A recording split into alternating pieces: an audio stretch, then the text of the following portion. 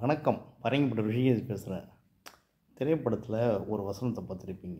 பேய்க்கும் பேய்க்கும் சண்டை, ஊரே கூடி வேடிக்கை பார்க்குது அப்படின்னு ஒரு வசனம். அந்த வசனத்தை நம்ம இப்போ நினைத்து பார்க்குறேன். இஸ்ரேலுக்கும் ஈரானுக்கும் சண்டையும் அதே மாதிரி தான். இரண்டு நாடுமே நல்ல நாடு கிடையாது. இரண்டு பேருமே மதப்பற்றுள்ளவர்கள், மத வெறியர்கள். அவங்க பக்கம் ஒரு யூதர்கள் குரூப்பு, ஒரு பக்கம் இஸ்லாமிய குரூப்பு. இது பக்கம் இருந்தாலும் இவங்களுடைய எண்ணம் வளம் இருக்கிறதால, ஆனால் இவங்களால் உலகத்தில் அமைதியை கொண்டு வர முடியாத மனித ஜென்மங்கள். இவங்களால் உலகத்துக்கு எந்த காலத்திலும் தீங்கு தான். எந்த காலத்திலும் நல்லது நடந்தது கிடையாது. இந்த இரண்டு மக்களாலேயுமே, இரண்டு மத மக்களாலேயும் எந்த காலத்திலும் உலகத்தில் அமைதி நிலவியது இல்லைன்றது தான் சொல்ல வரோம். இந்த வார்த்தையை நான் சொல்லும் போது எவ்வளோ பேர் கோவப்படலாம். மனித நேயத்தை மீறி மனுஷனாக பிறந்தவன் சாவ தான் போகிறான், எப்படியும் சாவான். அப்படி சாவறதுக்கு தான் 1000 வழிகள் இருக்குது. பிறந்தவனும் செத்து தான் ஆகணும், அவன் இந்த உலகத்தில் வாழ முடியாது. அப்படிலாம் இருக்கும்போது எதுக்கு சண்டை? தேவையற்ற சண்டைகளை உருவாக்கி அதனால் கோடான கோடி மக்கள் கஷ்டப்பட்டு வறுமையில் வாடி கை காலை இழந்து நம்ம நவீன ஆயுதமும் விஞ்ஞானமும் இதுக்கு தான் பயன்படுத்தா. வாழற வாழ்க்கையை அமைதியாக வாழவும், பேச்சுவார்த்தை மூலம் தீர்த்து கொள்வதற்கான வழிமுறையெல்லாம் இல்லாமல் காந்திய வழியை உலகம் மறந்ததால் தான் இன்றைக்கி தப்பான பாதையில் உலகமே போயிடுச்சு. இந்தியாவே காந்திய வழியை பின்பற்றவில்லை.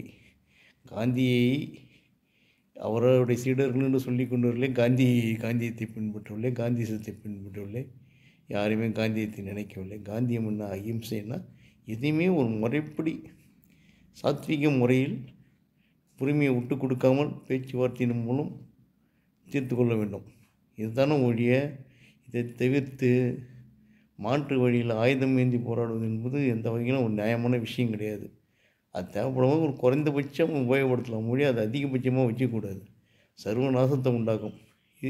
இப்போ இஸ்ரேல் ஈரானுடைய சண்டையை என்ன மாதிரி இதில் போய் நிற்கும்? இதனால் இந்த 500 கோடி மக்களும் பாதிக்கக்கூடிய அளவுக்கு தான் வரும். இதோடைய தாக்கம் எங்கே இருக்கும்?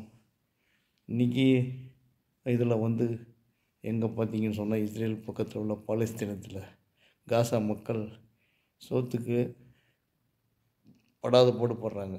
அந்த மாதிரி நிலைமை தான் இருக்குது. அது மாதிரி ஒரு சண்டைன்றதால எதுவும் நல்லதெல்லாம் நடந்துடாது. அதை யாரும் புரிஞ்சிக்க போகிறதும் கிடையாது. அவ்வளோதான் நம்ம சொல்ல முடியும். மதத்துக்கு அப்பால் மனித நேயம், அதுதான் முக்கியம். எந்த மதமும் ஒரு வெறியை உண்டாக்கவில்லை. மத ரீதியாக வாழ்வதை விட மனிதனாக வாழ கற்றுக்கொள்ளுங்கள். எந்த மிருகங்களுக்கும் மதம் கிடையாது. மனிதனை தவிர்த்து எந்த உயிரினங்களுக்கும் மதம் கிடையாது. அதெல்லாம் இயற்கையோடு அப்படியே வாழ்ந்துட்டு அவங்களுக்கு கொடுத்த அதோடைய பிறப்பின் அடிப்படையில் வாழ்ந்துட்டு அது பாட்டும் போய்கிட்டே இருக்குது. அடித்து தின்னுதுங்க, முழுகி தின்னுது. ஆனால் உலகத்தோட இது ஒன்று விழுங்குவது தான். ஆனால் 6 அறிவு கொடுத்தோம் ஒருத்தன் அழிஞ்சிக்கு வர்றான் பாருங்க. இதுதான் அவன் கூட நம்ம மிருகத்துக்கு இவனுக்கு என்ன வித்தியாசம் இருக்குது? ஏதோ ஒன்றும் சொல்கிறதுக்கு இல்லை. நன்றி, வணக்கம்.